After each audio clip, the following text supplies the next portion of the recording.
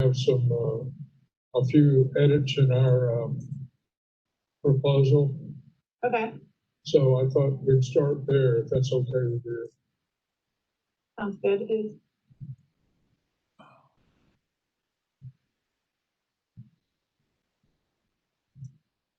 Where'd you go? You don't see me? No. You've gone blank. You're sharing your screen, Candy. Is that the right one? Number 4? Yes. And something happened to mine? You're good now. Okay, thank you. But what happened to mine? All I can see now are myself, Melanie, Candy.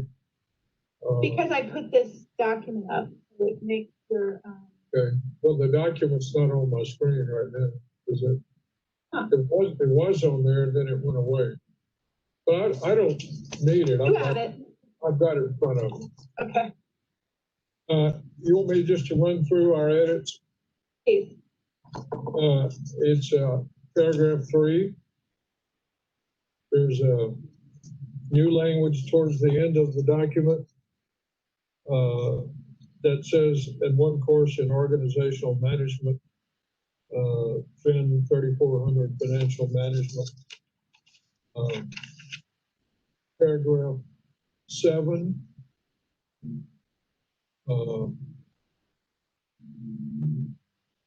Which is some amendment to the language. Most importantly is the last sentence in number 7, which is consistent with our position throughout, that the college retains the sole right to determine whether faculty members' work tasks can be temporarily performed remotely. The 7 talks about temporary work. 9 is the longest one and the most edits. That same thought is recounted there, where it talks about will attempt to accommodate faculty with increased risk for severe illness through alternative on-campus work environments, use of appropriate leave, and /R when approved by college administration, remote work. And then at the bottom of paragraph 9 is the language that we talked about in theory last time, and you had a version. It talks about it's our right to determine that, but it also has a specific appeal process listed in there, which you'll need to review. And then I have a question. On the last line, when you say not grievable nor appealable, you're talking about the decision, not the process, correct? the decision not to what? So if for some reason someone didn't get an appeal option, or something was, the process wasn't followed, they could grieve that, but not the yes or no decision. Right. Yeah, you could complain about the VP denied my request, and for some reason we said you can't appeal to the president. Yeah, you could complain about that, agree with that, but if it goes through the full process and the president says no, you can't grieve that. That's your intent. Yeah. Understood. 12 is the last one, and that is something that was changed after review to try to make it more clear about adding the language, unless attending a function where social distancing is maintained and faculty are required to wear a face mask or face covering when teaching in a face-to-face setting.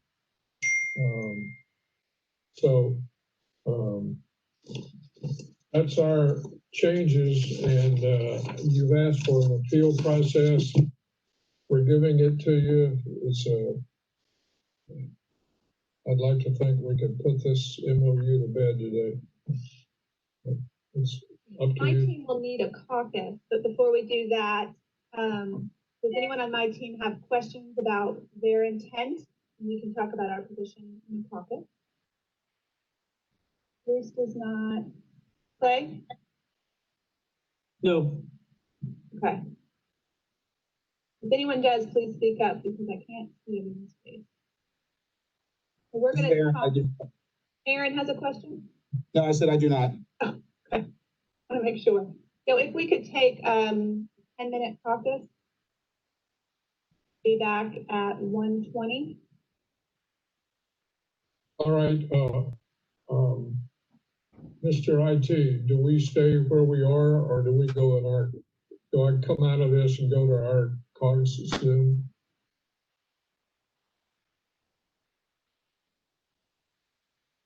All right, where's that gonna be?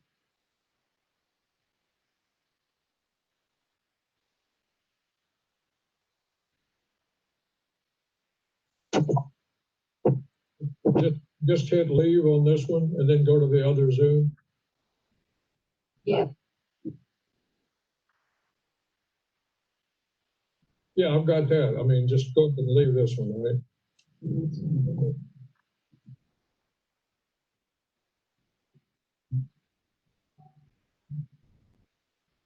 All right, UFF took a caucus to discuss the latest. All right, UFF took a caucus to discuss the latest proposal, and we are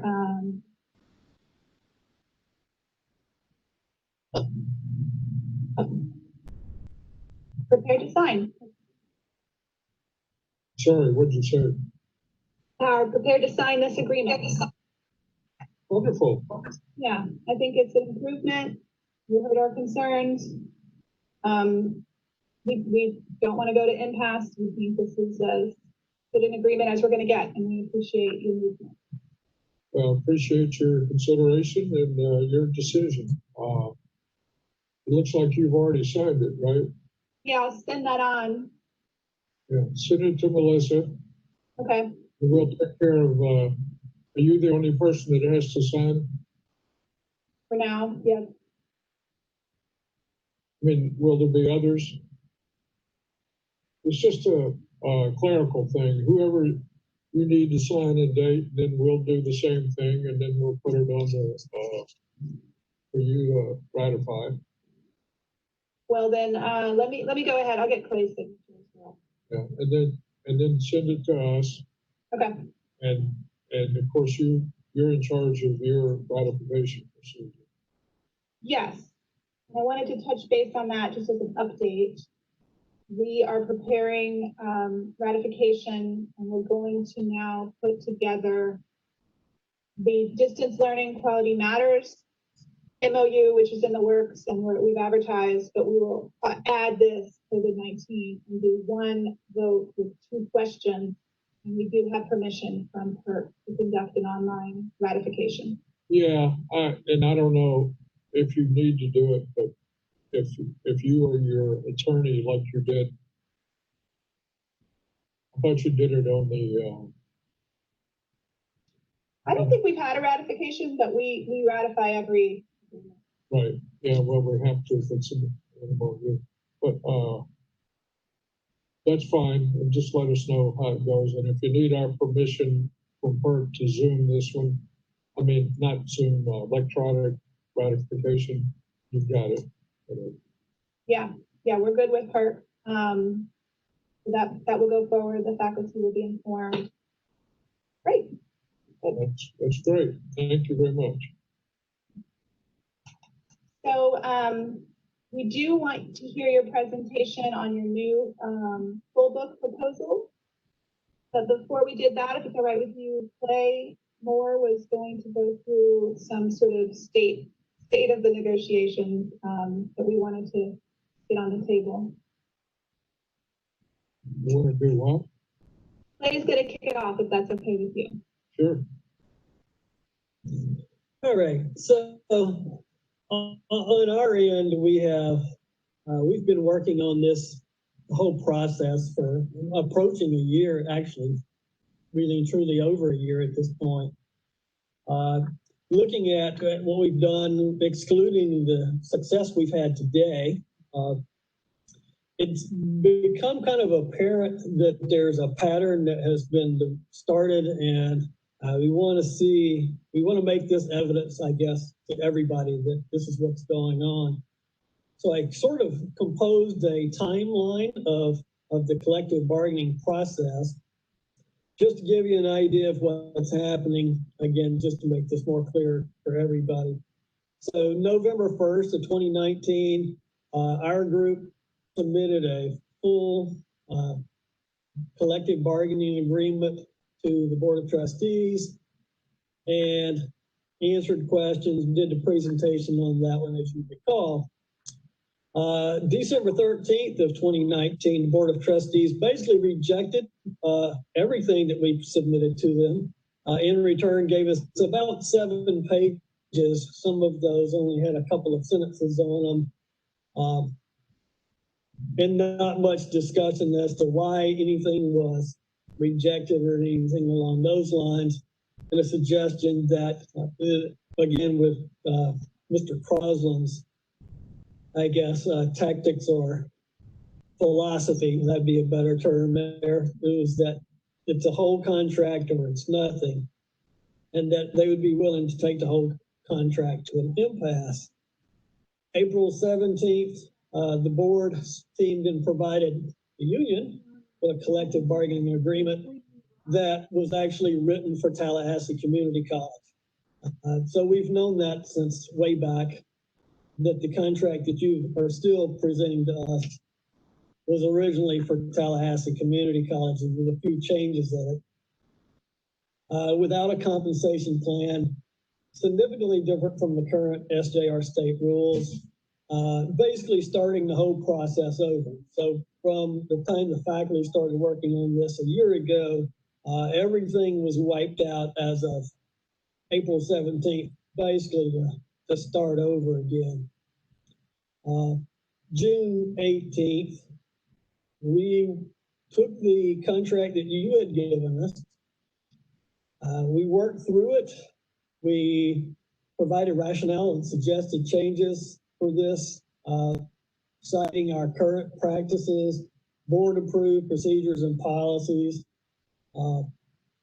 And that's kind of where we left it for that point. Mr. Crosland proposed that they would provide us with a compensation package in July 21st, excuse me. Board presented a collective bargaining agreement to us. Very little had changed since the April edition of that one, despite the issues that we had with it and the explanations we provided, and still no compensation package. So where we are and what we've accomplished in a year's time here is very little. The tactics that's being implied right now or being used are the same tactics that Mr. Crosland used in Tallahassee Community College. Their first contract took them over 2 years to complete. Cost taxpayers of Florida $394,963 for a 1-year contract.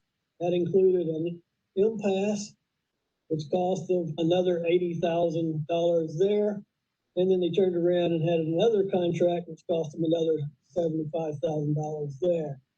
So completely to get one contract with Tallahassee and 1 year renewal, basically, of a contract cost them $470,000. It looks like we're on the same path. In these times, we hear about the financial instability of the state of Florida. This use of taxpayers' funds is not really acceptable. It's not in the best interest of the state of St. John's River State College or its students.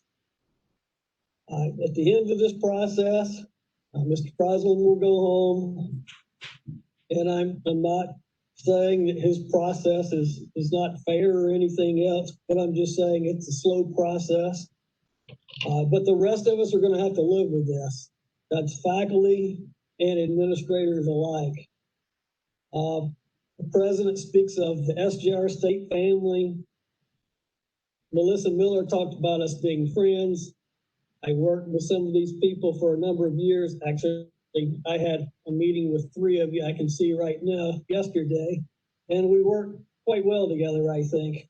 I'm not sure that's going to be the how this turns out in the end.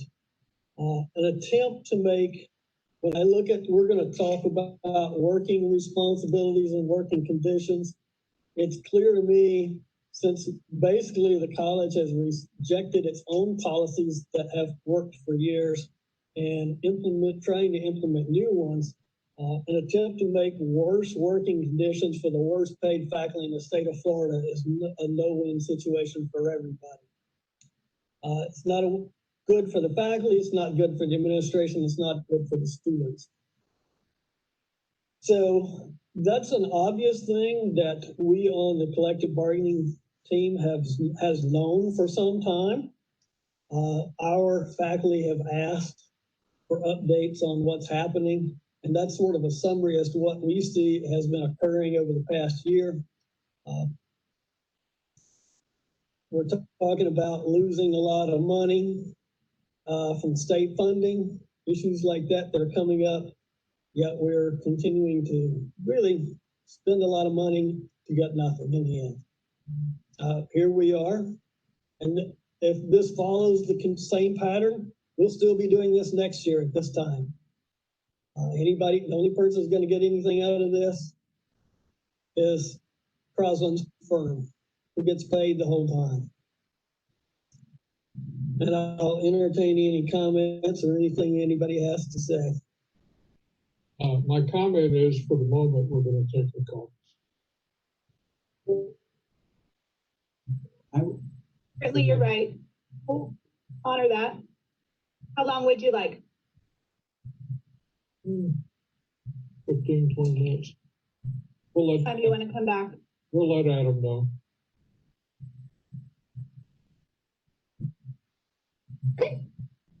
We'll wait to hear. We're looking forward to negotiating.